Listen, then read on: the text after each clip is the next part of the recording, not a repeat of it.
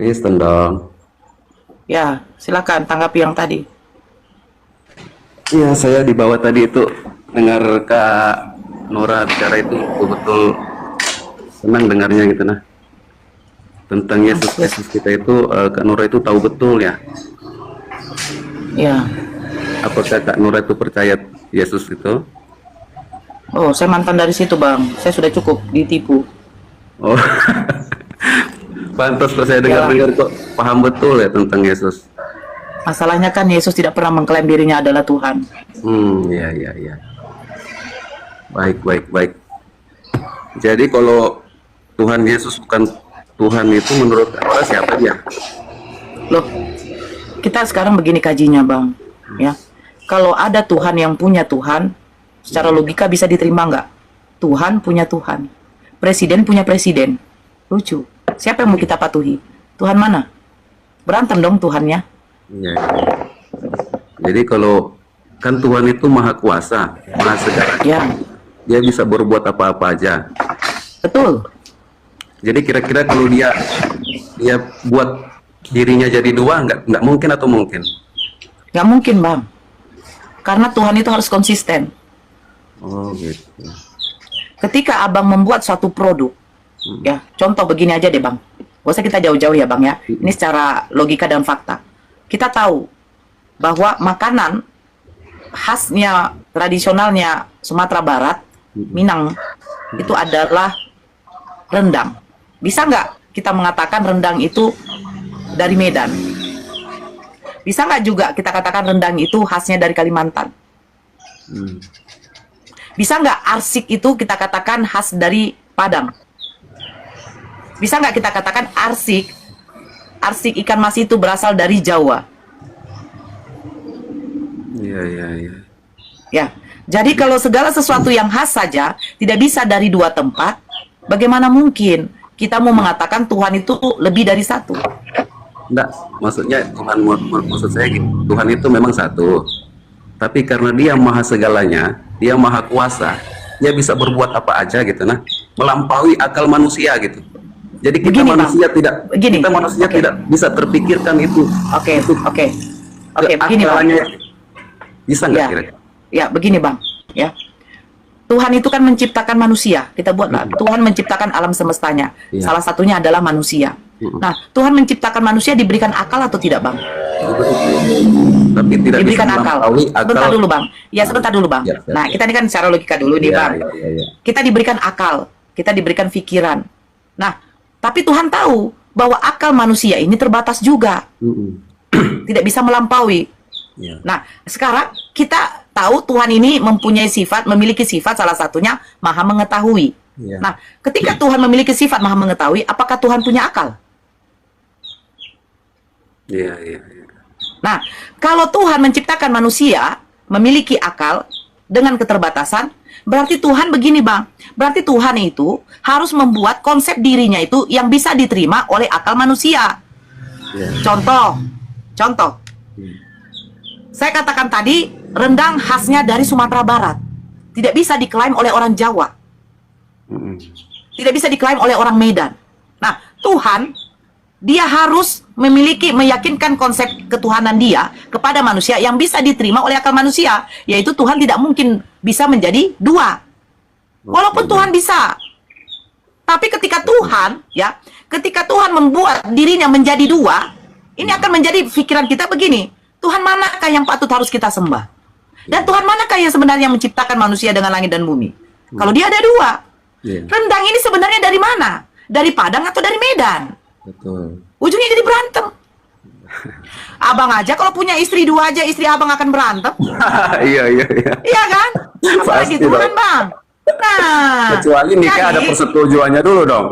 Nah, begitu. Nggak mungkin Tuhan bilang sama Tuhan A, saya ciptakan manusia ya. Oke, datang Tuhan B, saya ciptakan langit aja ya. Nah, ketika Tuhan menciptakan bumi, berbentuk, Tuhan menciptakan, Tuhan A menciptakan bumi ini datar. Datang Tuhan B, jangan datar, bulat aja. Bagaimana akan terjadi gravitasi? Ujungnya jadi berantem, Bang. Iya, iya, iya, iya. Jadi kalau Gitu. menurut saya Kristen, menurut saya sebagai awam nih, saya bukan pendeta, bukan juga apologit, tapi saya cuma Nggak apa-apa. sebagai mendengar, membaca kitab, mendengar. Jadi pemahaman saya, masih level bawah sekali nih, gini. Sebenarnya yang dianggap Tuhan itu dari orang Kristen itu cuma satu, cuma Allah itu. Tapi yang kita ikutin ajaran Allah itu ya dari utusannya, yaitu Yesus Kristus. Menurut saya seperti itu. Jadi sama seperti teman-teman Muslim.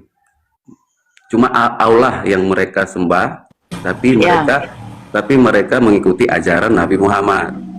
Betul. Nah, karena tidak seorang pun dapat pergi kepada Bapa di surga tanpa melalui Nabi Muhammad. Dan juga kita Kristen tidak bisa kita langsung menemui Allah itu, tidak bisa. Allah itu tidak kelihatan, Allah itu cahaya, Allah itu luar biasa, tidak bisa.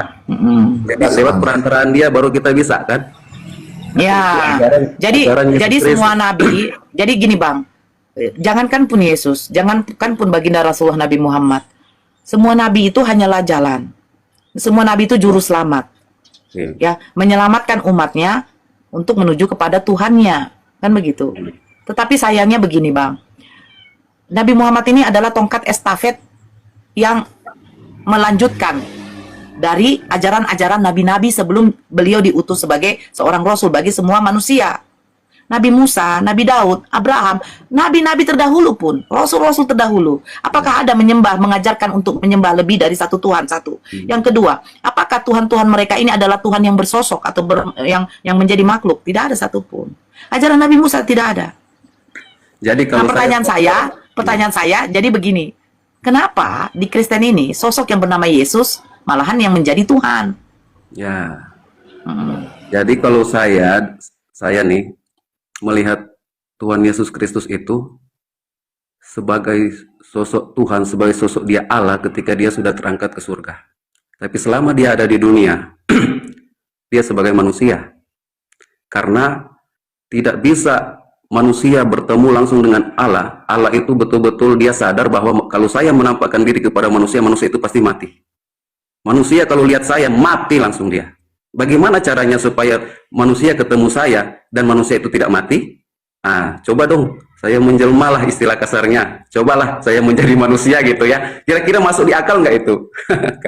Tidak Bang. Tidak ya? Nah, sekarang begini.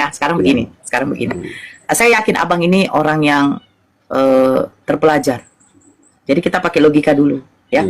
Apakah Tuhan bisa berubah menjadi manusia? Jangan menjadi manusia. Jadi apa saja bisa. Ya, karena Dia Maha Kuasa. Iya. Ya, betul. Nah, Tuhan ini kan memiliki sifat yang namanya Maha. Kita tahu Maha itu berarti segalanya. Tidak bisa lagi dikira, tidak bisa lagi diakal logikakan. Nah, ketika menjadi manusia, manusia ini mempunyai keterbatasan.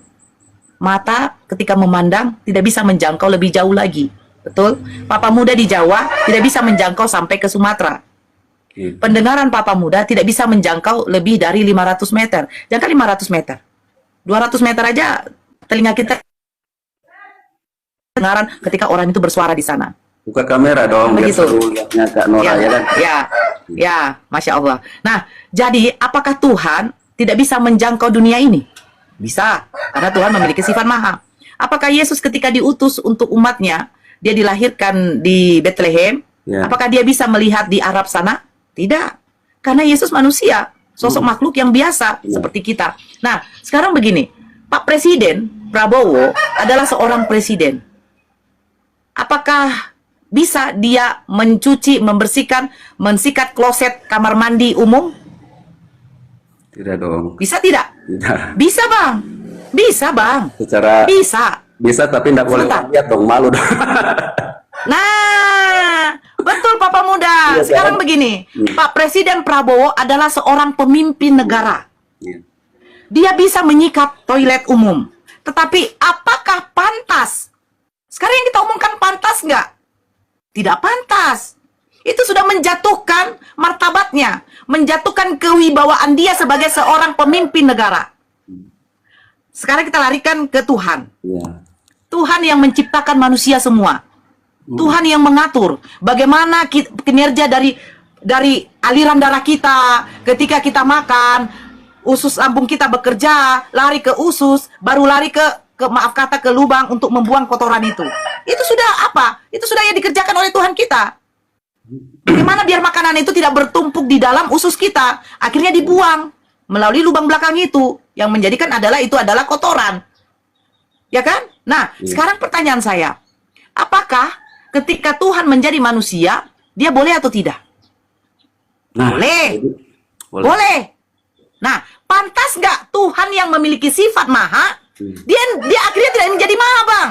Ya. Yesus lapar. Ya. Ketika Yesus dikandung oleh ibunya, dia tidak bisa ngapa-ngapain, Bang.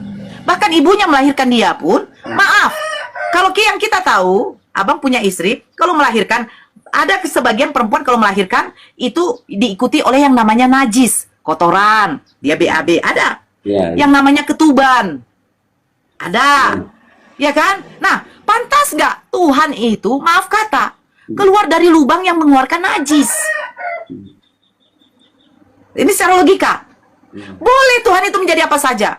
Tapi pantas nggak Tuhan menjadi manusia ketika dia memiliki gelar ketuhanan? Mahasiswa, seorang mahasiswa duduk di bangku SMA dan dia belajar lagi. Ada nggak seorang mahasiswa masih mempelajari 1 tambah 1 sama dengan 2? Tidak mungkin, Bang. Ini sekarang kita membahas bukan Tuhan bisa menjadi. Tidak. Tuhan bisa menjadi apa saja. Tapi apakah pantas Tuhan yang memiliki sifat kemahaan menjadi tidak maha lagi? Yesus makan karena dia lapar.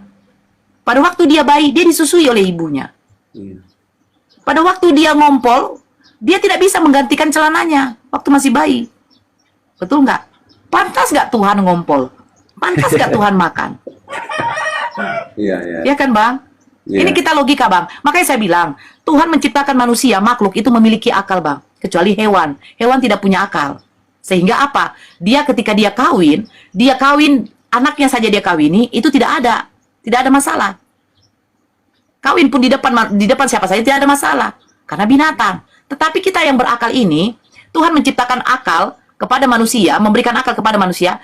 Untuk apa? Tuhan itu memberikan konsep dirinya itu harus bisa diterima oleh akal manusia. Oh iya ya, Tuhan itu kan pencipta. Apa mungkin dia dilahirkan oleh ciptaannya? Apa mungkin Tuhan itu datang menumpang di rahim manusia? Dia datang aja turun. Artinya di sini bahwa menurut teman-teman Muslim bahwa klaim dari umat Kristen ini terlalu berlebihan kepada Yesus Kristus. Ya. Bukan berlebihan, Bang. Konsep ketuhanan yang dijabarkan oleh saudara kita Kristen ini, maaf, itu konsep yang tidak didasarkan oleh Bible itu sendiri. Kenapa saya katakan? Begini, abangku. Al-Quran itu landasan keimanan kita kan adalah salah satunya kitab suci kita. Al-Quran, kalau ketika saya membaca Al-Quran, yang saya baca itu pasti Arabnya. Begitupun kitabnya orang Yahudi. Yang dibacanya itu bukan bahasa Indonesia, abangku. Kitab tanah itu menggunakan bahasa aslinya. Bukankah Tuhan berfirman kepada Nabi dan Rasulnya menggunakan bahasa kaumnya? Betul? Ya kan? Tuhan itu berfirman menggunakan bahasa kaumnya. Kepada Nabi Musa menggunakan bahasa Ibrani. Kepada Nabi Isa menggunakan bahasa Aramaik. Kepada Nabi Muhammad menggunakan bahasa Arab. Nah, sekarang ada yang namanya kitab suci. Landasan keimanan seseorang itu. Untuk mengenal siapa penciptanya. Yang dijelaskan, yang diberikan, yang diwahyukan kepada Nabi dan Rasulnya. Nah, ketika saya membaca kitab suci saya menggunakan bahasa Arabnya. Ada terjemahannya, hanya untuk membantu. Tapi ketika terjemahannya ini itu menjadi suatu sedikit polemik, ya kan? Akan dikembalikan kepada apa? Kepada originalnya, Bang. Nah, untuk mengkaji bahasa original di dalam kitab suci, kita memerlukan namanya ilmu. Ada landasan keilmuannya. Nah, landasan keilmuannya itu nanti akan diterapkan kepada siapa? Kepada apa? Kepada satu buku yang dikatakan adalah buku tafsir. Kitab Tanakh itu ada kitab tafsirnya, abangku. Kitab Al-Quran pun ada kitab tafsirnya. Orang Yahudi untuk menafsirkan bahasa-bahasa aslinya di dalam Bible, di dalam kitab mereka, itu ada landasan keilmuannya. Tidak sembarang. Nah, pertanyaan saya, Bible-nya Kristen, di mana originalnya, Bang? Setahu saya originalnya itu kan disimpan mungkin di satu tempat ya, nggak tahu lah di manakah di. Nah, abang pernah lihat originalnya? Nggak pernah saya. Belum. Abang tahu bahwa kitab ini memang bukan bagian saya. Ada saudara-saudara lain yang saudara seiman saya itu. Kalau abang pernah melihat itu ya, ini sudah pernah kita diskusikan sama Kristen. Itu hanya berupa selembaran apa itu, Bang? Kodeks-kodeksnya yang ada di Vatikan sana. Itu berupa selembaran yang kecilnya seperti kartu ATM. Tiba-tiba menjadi kitab yang banyak data-data surat-suratnya. Nah, ini pertanyaannya dari mana diambil itu, Bang? Jadi kalau Manuskrip, ya. kalau saya melihat Alkitab saya itu, saya melihat pandangan saya kepada Alkitab saya itu. Kenapa mereka buat itu jadi bahasa Indonesia? Ada yang bahasa Batak, ada yang bahasa macam-macam bahasa sesuai dengan kebutuhan kita. Itu mungkin untuk mempermudah kita ya, untuk mempermudah kita dalam arti supaya lebih cepat memahami isi dalam Alkitab. Nah, betul Ya, betul kata Kanora tadi bahwa dalam mengartikan kata-kata dari original itu ke bahasa kita itu pasti ada sedikit yang tidak tepat gitu. Karena mungkin pengaruh dari bahasa kita ya, mungkin pengaruh dari tata bahasa kita. Jadi seperti kayak kalau bahasa Inggris dia ngomongnya apa, kita mengartikannya mungkin bisa jadi dua kata untuk bahasa Indonesia ya. Cuma yang dipakai yang kata yang satu. Misalnya. Kita buat satu contoh, Bangku. Kita buat satu contoh bahasa Inggris, butterfly. Butterfly artinya apa? Kupu-kupu. Coba kalau kita jarakkan butterfly, butter artinya apa? Butter artinya itu pembuat kue apa itu? Ya, kayak mentega. Mentega. Ya, Butter. mentega. Fly itu apa? Terbang. Terbang. Apakah mentega terbang? Itu sudah. Makanya. Nah, kan gitu kan? Berarti kan ada ilmu, Bang. Ya, iya, benar. Jadi salah satu, makanya Ada saya ilmu. ngomong tadi bahwa originalnya misalnya ngatakan itu apa namanya tadi? Butterfly ya. Originalnya mengatakan itu butterfly, itu kupu-kupu. Begitu masuk ke Indonesia diterjemahkan jadi bahasa Indonesia, itu dijadikan fly-nya aja, terbang. Jadi kupu-kupu itu dia kan terbang tuh. Betul. Jadi yang dipakai terbangnya Jadi, doang. Gitu. ya. Jadi hampir Yang- mendekati yang- lah istilahnya. Nah, jadi karena dia kupu-kupu ini adalah hewan yang memang dia terbang, akhirnya dibuat jadi kayak butterfly, kan begitu. Nah, sekarang begini, landasan dari Kristen yang mengatakan Yesus Tuhan di dalam Yohanes 13 nomor 13. Benar kau katakan aku guru dan Tuhan, betul ya? Nah, sementara di situ originalnya itu adalah kurios. Yang kita tahu kurios itu artinya tuan. Tuhan ya. Theos artinya Tuhan. Nah, Betul. pertanyaan saya, kenapa? Itu makanya saya bilang, kenapa Kristen ini atau LI ini tidak membuat seperti Al-Quran yang di sampingnya originalnya, di sebelahnya adalah terjemahan. Jadi ketika di sana dikatakan, benar kau mengatakan aku guru dan Tuhan, tapi kalau kita melihat KJV, terjemahannya King James, ya kan, bahasa Inggrisnya, itu mengatakan teacher and Lord, not God.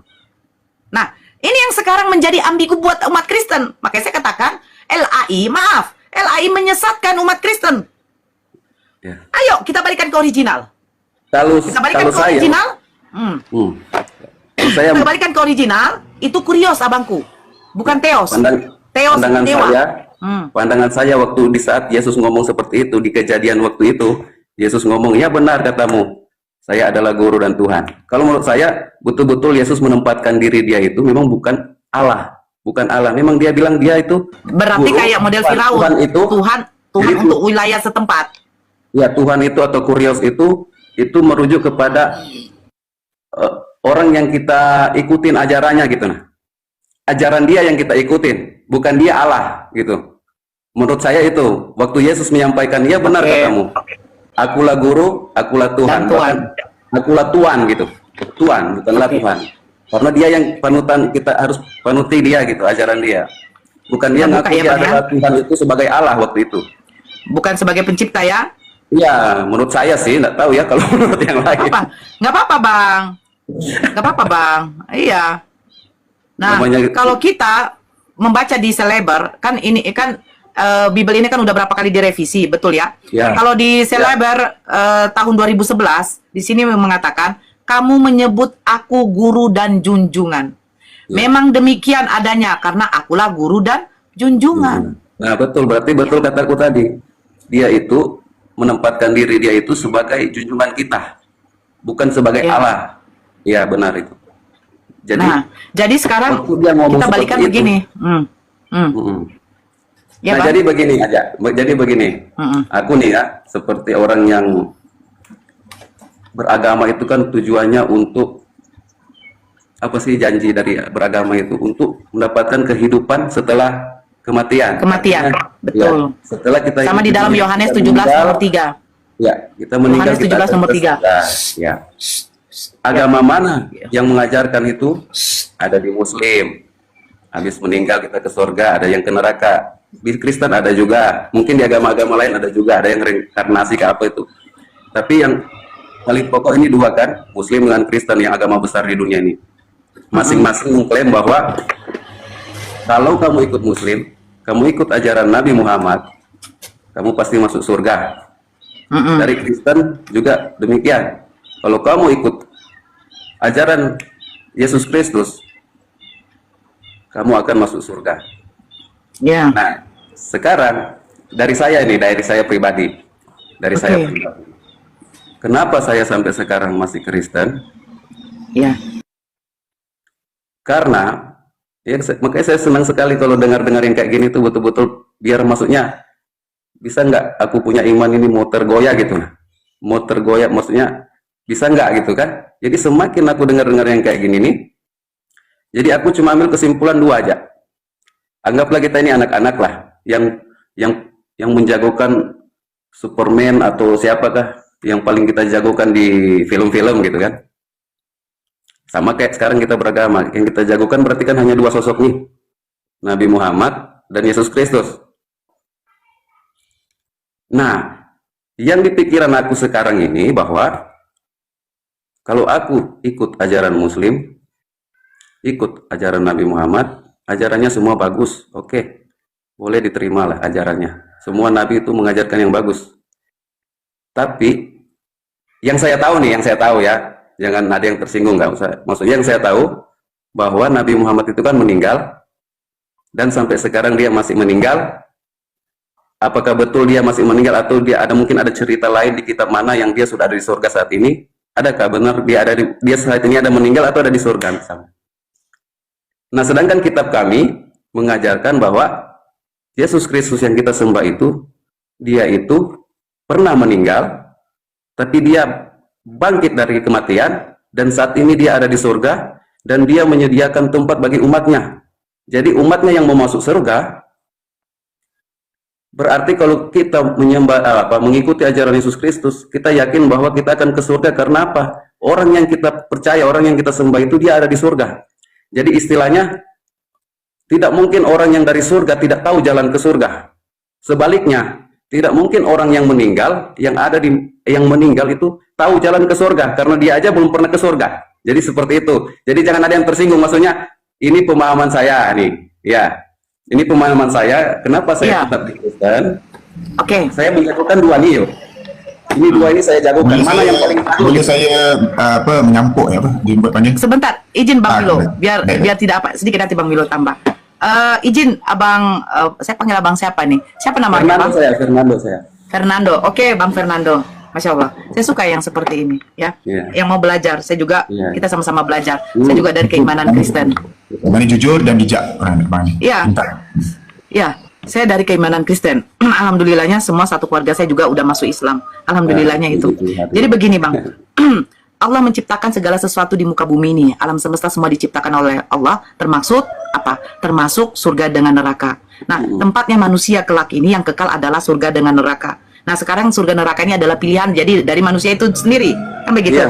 Nah, saya katakan tadi awal Tuhan itu konsisten. Betul? Tuhan itu konsisten. Tuhan itu tidak pelin-pelan. Tidak A, baru berubah menjadi B, baru balik lagi ke A. Tidak. Ketika Tuhan menciptakan neraka dengan surga, itu Tuhan tahu, Allah tuh tahu, akan ada nanti yang menempati tempat ciptaannya ini. Berarti surga dan neraka ini karena ciptaan Allah, itu adalah makhluk juga. Bagi kami, segala sesuatu yang diciptakan oleh Allah itu adalah makhluk. Kan begitu. Nah, kalau dikatakan, Nabi Muhammad ini sekarang berada di mana? Ya, ya. Kalau yang Islam yakini, tidak ada satupun manusia yang sudah berada di surga. Tidak ada, Bang. Kalau ada seperti itu, bagaimana dengan nabi-nabi terdahulu? Bagaimana dengan rasul-rasul terdahulu? Bahkan kita tahu, semua nabi itu adalah maksum yang dijaga oleh Allah dari berbuat perbuatan dosa. Betul tidak? Karena Nabi dan Rasul ini adalah orang pilihan yang dipilih oleh Allah untuk menyampaikan wahyunya. Untuk menyatakan kenabian, kerasulan seseorang itu, Allah memberikan suatu tanda mukjizat. Betul tidak? Iya. Ya, Nabi Musa membelah lautan, kita tahu semua itu. Nah, sekarang begini, kalau baginda Rasulullah sudah ada di surga, bagaimana nabi-nabi terdahulu? Bahkan manusia pertama yang diciptakan oleh Allah adalah Adam. Nah, kan begitu. Nah, makanya saya katakan kalau di Islam, ketika manusia ini udah mati, rohnya ini akan dikumpulkan yang namanya alam barzah. Nah, di situ semua yang namanya makhluk hidup akan dimatikan oleh Allah dan akan dibangkitkan lagi. Nah, di situ semua akan dikumpulkan, baru akan dipertanyakan semua, ditimbang semua amal ibadahnya. Nah, Yesus yang dituliskan di dalam Bible itu dikatakan disalibkan, mati, dikuburkan, turun dalam kerajaan maut pada hari yang ketiga dia bangkit. Kita sekarang memakai logika, Bang. Oke, boleh? Oke. Boleh. Ya, sekarang begini. Tuhan pernah mengatakan begini. Inilah anak yang kukasihi, kepadanya lah aku berkenan. Berarti Bapa menunjukkan kasihnya kepada Yesus.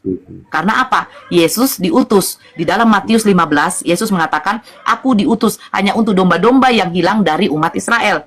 Dia mengklaim dirinya utusan. Nah, untuk apa Yesus? Ya, untuk apa Yesus diutus? Di dalam Yohanes 17 nomor 8 dia katakan, aku menerima firman dari Bapaknya dan menyampaikan kepada umatnya, yaitu umat Israel. Betul? Ya. Berarti Yesus diutus untuk Bani Israel untuk menyampaikan firman-Nya. Firman-Nya Tuhan-Nya. Betul. Nah, kita balik kepada konsep penyalipan. Ketika, kalau Abang baca baik-baik kitab Abang, di dalam kitab Abang, ketika Yesus berdoa di Taman Getsemani, dia menyuruh 3 muridnya untuk berjaga-jaga.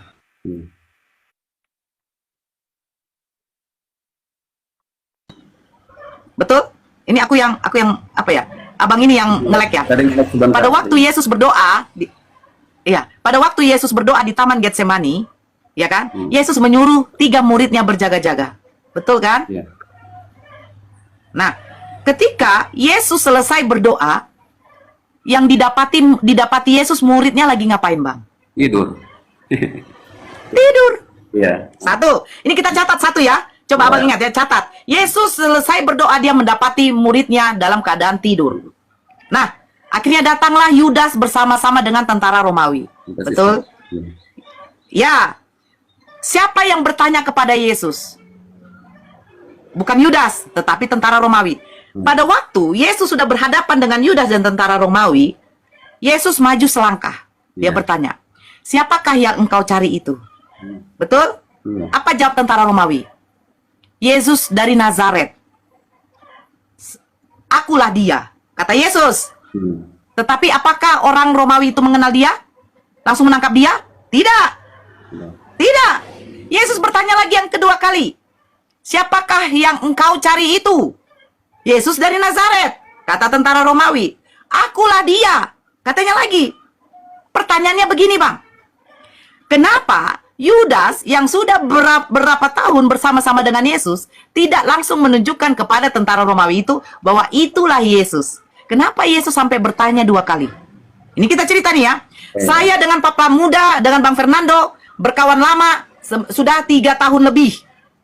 Ya kan? Yesus kan mencari murid-muridnya, bersama murid-muridnya kan selama 3 tahun. 3 tahun lebih. Ya kan? Nah, apakah mungkin ketika saya bertemu dengan Abang, saya tidak mengenal Abang? Iya, ya. Pasti kenal dong. Nah, kenapa sampai 2 kali Yesus bertanya? Nah, saya balikkan lagi ke Al-Quran. Jadi maksudnya Saya balikan gini, ke Al-Quran. maksudnya dari cerita ini apa gitu? Apa gitu? Oke, makanya saya balikan ke Al-Quran sebentar. Iya, iya. Sebentar ya, Bang. Iya. Apakah maksudnya itu waktu itu bukan Yesus? Nah, ini saya balikan ke Al-Quran sebentar ya. Iya. Biar kita enak. Nah, ini ya. Saya baca di dalam surat An-Nisa. Surat An-Nisa ayat 157. Dan kami hukum juga karena ucapan mereka. Sesungguhnya, ucapan mereka ini ucapan siapa? Ucapan orang-orang Yahudi pada waktu itu. Sesungguhnya kami telah membunuh Al-Masih, Isa putra Maryam, Rasul Allah. Orang Bani Israel saja mengakui bahwa Nabi Isa ini hanyalah seorang rasul. Nah, Ya. dan kami Ini hukum Israel juga tidak karena ngaku ucapan dia. mereka. Ya, Orang Israel tidak ngakuin dia. ya, tidak mengaku sebagai Orang Tuhan. Israel. Tidak mengaku sebagai Tuhan. Nah, Ya, sesungguhnya kepala kami batu. telah membunuh Al-Masih Isa putra Maryam Rasul Allah. Padahal, ini firman Allah ya, padahal mereka tidak membunuhnya dan tidak pula sebentar, motor lewat. Dan tidak pula menyalibnya, tetapi yang mereka bunuh adalah orang yang diserupakan dengan Isa. Sesungguhnya mereka yang berselisih pendapat tentang pembunuhan Isa selalu dalam keraguan-raguan tentang yang dibunuh itu. Mereka benar-benar tidak tahu siapa sebenarnya yang dibunuh itu, melainkan mengikuti persangkaan belaka jika mereka tidak yakin telah membunuhnya. Oke. Ini kenapa saya kaji ini, Bang? Karena saya cuma berpikir begini. Yesus setelah berdoa dari Taman Getsemani, dia mendapati 3 muridnya dalam keadaan tidur. Terus yang kedua, kenapa Yesus harus bertanya 2 kali kepada tentara Romawi, sementara Yudas ada di samping tentara Romawi? Hei, ini Yesus, tangkap dia. Secara logika. Nah, bukankah Tuhan itu bisa melakukan apa saja? Bukankah Tuhan itu bisa memperdaya mereka? Betul kan? Tuhan maha segalanya. Nah, ketika Tuhan mengatakan inilah anak yang kukasihi kepadanya laku berkenan, apakah mungkin ketika Bapaknya Yesus mengatakan seperti itu kepada orang-orang di situ bahwa Yesus itu adalah Rasul yang dikasihinya, tapi dibuatnya mati secara mengenaskan, abangku. Betul. Bukankah nabi-nabi ini dimuliakan oleh Tuhan? Makanya Jadi- Islam memuliakan Nabi Isa. Kenapa? Maaf, kenapa Kristen begitu bangganya ada yang namanya penyalipan? Kita tahu, sistem hukum orang Romawi, penyalipan itu adalah hukuman hina. Hukuman yang sangat keji. Tapi kenapa Nabi yang begitu mulia ini, yang kalian jadikan Tuhan ini, harus menerima hukuman hina? Terus kalian Ya. katakan, itulah Tuhan kami karena sayangnya. Bullshit! Karena yang kita tahu, Tuhan memiliki salah satu sifat, maha mengampuni. Bukankah Jadi Yesus kalau- mengatakan kepada orang-orang di situ, Bang? Izin. Ya Bapa, ampunilah mereka, sebab mereka tidak tahu apa yang mereka perbuat. Ya. Yesus saja meminta kepada Bapaknya untuk mengampuni mereka. Bahkan dalam doa Bapa kami, sebab ampunilah kami karena kami, ampunilah kami karena kami, bagaimana? Maka ampunilah kami, Kerjaanmu jadilah kehendakmu di bumi seperti surga, jadilah kehendakmu. Berikanlah kami maka pada hari ini. ampunilah kami karena kami telah mengampuni orang yang bersalah kepada kami. Ya. Yesus meminta Tuhannya untuk mengampuni manusia.